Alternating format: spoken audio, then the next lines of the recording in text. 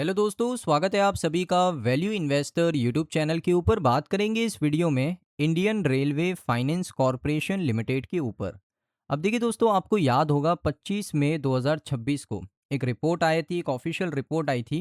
ये रिपोर्ट क्या थी कि आईआरएफसी ने साइन कर लिया है 13,527 करोड़ रुपए का रीफाइनेंसिंग का डील, वो भी हैदराबाद मेट्रो के साथ।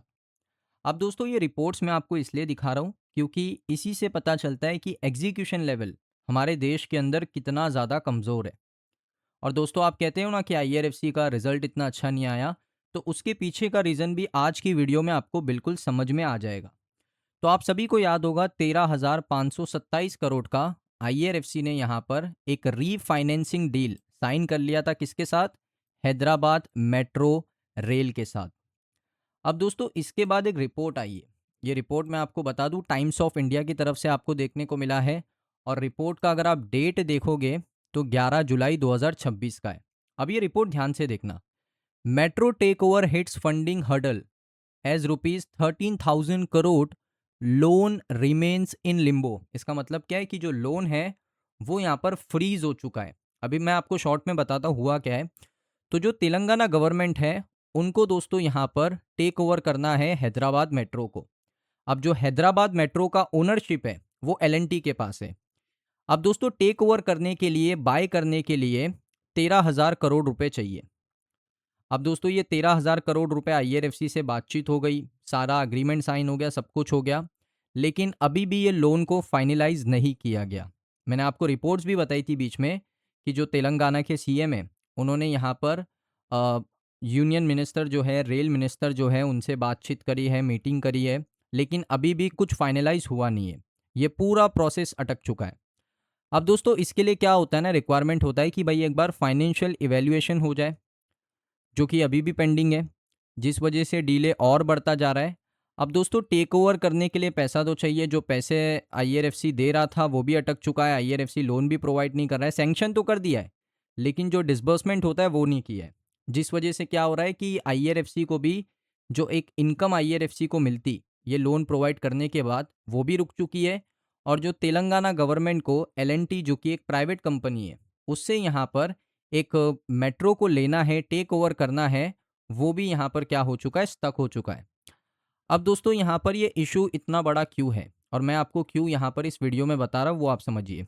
सबसे पहले आप देख सकते हो, तेलंगाना गवर्नमेंट ने साइन किया था एक डील कि वो बाय करेंगे हैदराबाद मेट्रो के फेज़ 1 को एलएनटी से। टोटल टेक ओवर का वैल्यू कितना है? 15,000 करोड़ रुपए, जिसमें दोस्तों 13,000 करोड़ का एलएनटी का आउटस्टैंडिंग डेट है।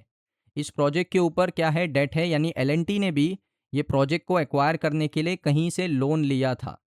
कितना? 13,000 करोड़ का। और अबाउट 1,461 करोड़ का उनका इक्विटी है उसके अंदर। तो प्लान ये था तेलंगाना सरकार का कि भाई आईआरएफसी को हम यहाँ पर मना लेते हैं, आईआरएफसी से पैसा उठा लेंगे, 20 साल का लोन लेंगे 13,600 करोड़ रुपए का। लेकिन दोस्तों, लोन अभी तक रिलीज़ हुआ नहीं है, इसका फाइनेंशियल इवैल्यूएशन अभी भी पेंडिंग है। इस वजह से ओनरशिप ट्रांसफ़र करना बिल्कुल नामुमकिन है। अगर आप पैसा नहीं दोगे तो ओनरशिप कैसे ट्रांसफ़र होगी? तो जब तक यहाँ पर पैसा डिसबर्स नहीं होता और ये डेट को ट्रांसफ़र नहीं करता आईआरएफसी, तब तक एलएनटी इसको ऑपरेट करेगा, हैदराबाद मेट्रो को। और एलएनटी के साथ अग्रीमेंट तो साइन हो चुका है पेपर पे, लेकिन अभी तक जो पैसा है वो उनके अकाउंट में ट्रांसफ़र नहीं हुआ, एलएनटी के अकाउंट में। सो आईआरएफसी का लोन कंटिन्यू यहाँ पर डिले हो रहा है। तेलंगाना गवर्नमेंट अरेंज कर सकता है अनदर फंडिंग दूसरे लेंडर से, लेकिन उससे क्या होगा पता है? कि तेलंगाना सरकार को ज़्यादा इंटरेस्ट रेट दूसरी कंपनी को पे करना पड़ेगा। अब आईआरएफसी क्या है कि एक सरकारी पीएसयू कंपनी है जो लोन प्रोवाइड करती है, तो आईआरएफसी अगर लोन प्रोवाइड करेगी तो कम रेट ऑफ इंटरेस्ट पे लोन प्रोवाइड करेगी। कोई प्राइवेट कंपनी की तरह थोड़ी बहुत ज़्यादा रेट ऑफ इंटरेस्ट प्रोवाइड करेगी। तो इस वजह से यहाँ पर ये पूरा मामला अटक चुका है। अब आप कहोगे ये सारी चीज़ें तो सही है, आईआरएफसी को इससे बेनिफिट ही होगा अगर आईआरएफसी इतना पैसा लोन देता है।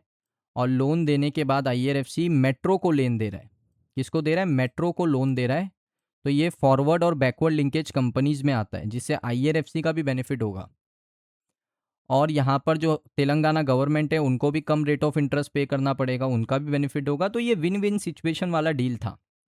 लेकिन ये डील के अंदर अभी भी आईआरएफसी ने इतना ज़्यादा यहाँ पर क्या कह सकते हो कि इसको प्रोसीड ही नहीं किया है ना। अब ये प्रोसीड करने में क्यों दिक्कत आ रही है? क्योंकि इसमें दोस्तों सरकार इन्वॉल्व होती है। ये सारी डील्स के अंदर मैं आपको बता दूं, गवर्नमेंट इन्वॉल्व होती है। गवर्नमेंट जब तक हरी झंडी नहीं दिखाएगी, ये डील प्रोसीड नहीं हो पाएगी।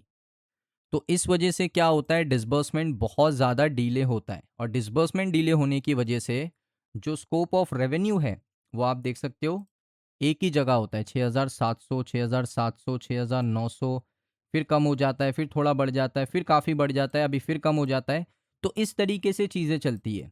अगर डिसबर्समेंट टाइमली होने लगेगा ना, तो ये कंपनी का जो रेवेन्यू है हर क्वार्टर में, आपको मैं कह रहा हूँ हर क्वार्टर में डबल डिजिट के ग्रोथ के साथ बढ़ता हुआ देखने को मिलेगा। और अगर रेवेन्यू डबल डिजिट से ग्रो करेगा तो इसका प्रॉफिट भी डबल डिजिट से ग्रो करेगा, जो कि आप देख सकते हो 1684 करोड़, 1777 करोड़, 1802 करोड़। तो ये सारा रीज़न है दोस्तों आईआरएफसी के शेयर का परफॉर्म नहीं करने का।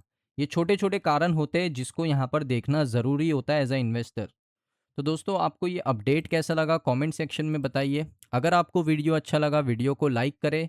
चैनल के ऊपर अगर आप पहली बार आए हो चैनल को सब्सक्राइब कर लो। मिलता हूँ नेक्स्ट वीडियो के अंदर।